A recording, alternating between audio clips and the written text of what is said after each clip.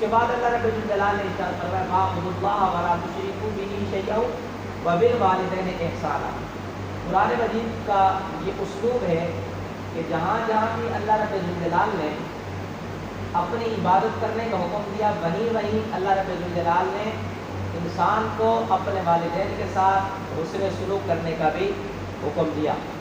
سورۃ بقرہ میں اللہ رب الجلال نے ارشاد فرمایا وَإِذْ أَخَذْنَا مِيثَاقَ بَنِي إِسْرَائِيلَ لَا تَعْبُدُونَ إِلَّا اللَّهَ وَبِالْوَالِدَيْنِ إِحْسَانًا، کہ ہم نے، اور یاد کیجئے کہ جب ہم نے بنی اسرائیل سے عہد لیا تھا کہ اللہ کے علاوہ کسی کی عبادت نہ کرنا اور والدین کے ساتھ احسان کرنا، یہاں پر بھی دونوں کا حکم ساتھ دیا۔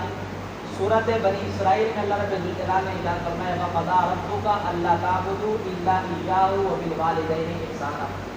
یہاں پر بھی یہی فرمایا کہ تمہارے رب نے یہ فیصلہ کر دیا کہ عبادت صرف اللہ کی ہوگی، اور اس کے بعد فرمایا والدین کے ساتھ احسان کرو۔ تو جس طرح اب یہ مقصد کیا ہے ان کو ساتھ بیان کرنے کا، تو اس کے بارے میں علماء نے لکھا ہے کہ وجہ یہ ہے کہ انسان کے حق میں سب سے بڑی نعمت اس کا وجود اور اس کی تربیت اور اس کی پرورش ہے۔ تو سب سے بڑی نعمت ہے وجود، تو وجود کا سبب حقیقی جو ہے وہ اللہ رب الجلال ہے۔ انسان کو پیدا کرنے والا اللہ ہے، تو سبب حقیقی وجود کا انسان کے وہ اللہ رب الجلال ہے، اور سبب ظاہری اس کے والدین ہیں۔ پیدا تو اللہ کرتا ہے، لیکن انسان پیدا ہوتا کیسے؟ تو ایک جوڑے کی وجہ سے ماں اور باپ کے ملاپ کے بعد اللہ رب الجلال انسان کو تخلیق فرماتا ہے۔ یہ تو سبب ہوا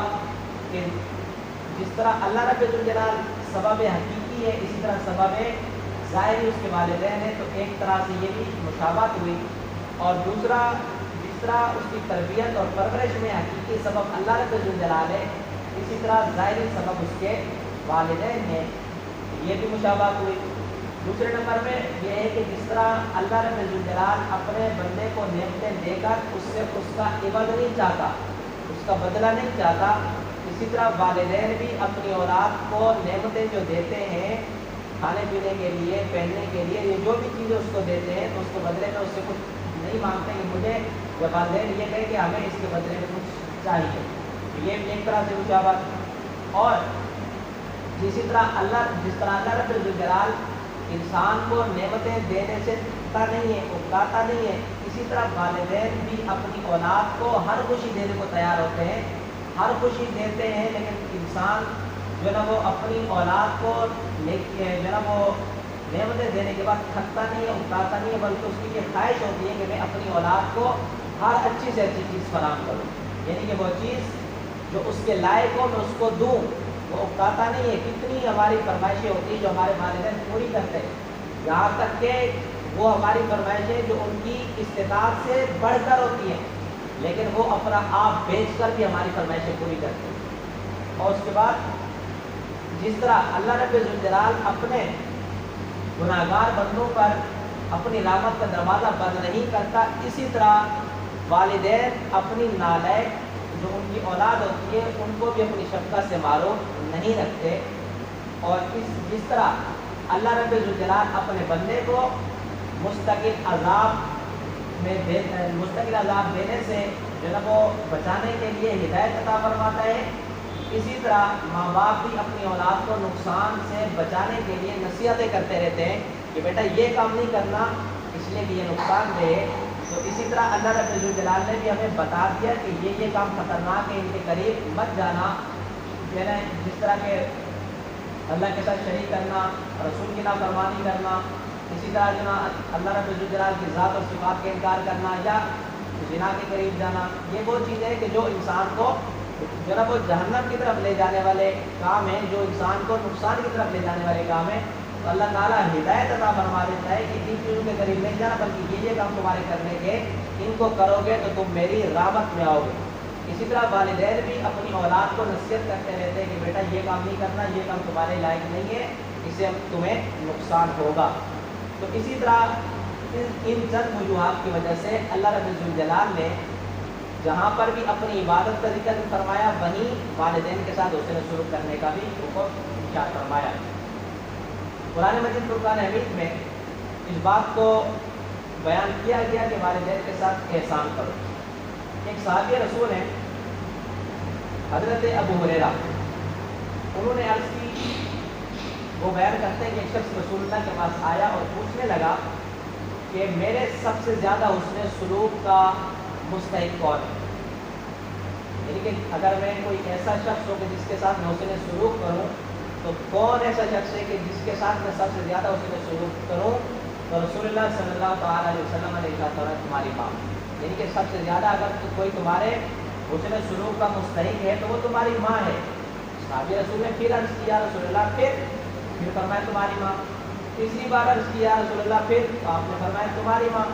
جب چوتھی بار اس نے عرض کیا یا رسول اللہ، پھر تو آپ نے فرمایا تمہارا باپ، یعنی کہ تمہارا باپ، یعنی کہ سب سے زیادہ اگر دنیا میں کوئی ہمارے حسن سلوک کا مستحق ہے تو وہ ہمارے والدین ہیں، اور والدین میں سے بھی سب سے زیادہ ہمارے مستحق جو ہے نا وہ ہمارے حسن سلوک کا اگر کوئی مستحق ہے تو وہ ہماری والدہ ہے، اور اس کے بعد پھر چوتھے نمبر پہ ہمارے والد کا درجہ آتا ہے۔ رسول اللہ صلی اللہ تعالیٰ علیہ وسلم نے بھی والدین کی عظمت کو بھی بیان فرمایا، اور قرآن مجید فرقان حمید میں بھی جناب اللہ رب الجلال نے قرآن مجید فرقان حمید میں بھی والدین کے ساتھ حسن سلوک کرنے کا اور ان کو نہ جھڑکنے کا بھی حکم دیا، اور یہاں تک کہ انہیں اف کہنے سے بھی منع فرمایا۔ تو یہ وجہ یہی ہے کہ انسان کو بار بار جس چیز سے متنبع کیا جا رہا ہے تو اس انسان کو بھی چاہیے کہ وہ اس سے باز آ جائے۔ آج کے حالات ہمارے سامنے ہیں، آج چھوٹی چھوٹی باتوں پر ہم اپنے والدین کو گالیاں دیتے، یا ایسے بھی بدبخت ہیں کہ جو اپنے والدین کو مارنا شروع کر دیتے ہیں یا اپنے گھروں سے نکال دیتے ہیں۔ تو یہ طریقہ درست نہیں ہے، بلکہ یہ اسلام کے سراسر خلاف ہے، اور اس طریقے سے رسول اللہ صلی اللہ تعالیٰ علیہ وسلم نے اور اللہ رب الجلال نے بھی منع فرمایا۔ حدیث مبارکہ میں آتا ہے کہ رسول اللہ صلی اللہ تعالیٰ علیہ وسلم نے 3 بار فرمایا کہ اس شخص کی ناک خاک آلود ہو، اس شخص کی ناک خاک آلود ہو، اس شخص کی ناک خاک آلود ہو۔ تو پھر صحابی نے پوچھ لیا یا رسول اللہ وہ کون ہے؟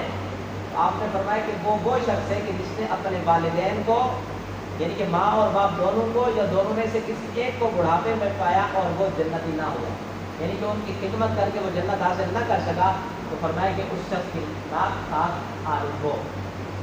اس طرح سے ہمیں حکم دیا گیا والدین کے ساتھ حسن سلوک کرنے کا، اور جان لیجیے کہ جہاں اللہ رب الجلال نے اپنی عبادت کے بعد ان کا تذکرہ کیا تو سنیں، اب سوچیں کہ ان کا مقام اور مرتبہ کتنا بلند ہے، اور اللہ رب الجلال نے ان کی اہمیت کو کتنا وضاحت کے ساتھ بیان فرمایا کہ جہاں اپنی عبادت کا ذکر فرمایا وہیں والدین کے ساتھ حسن سلوک کرنے کا بھی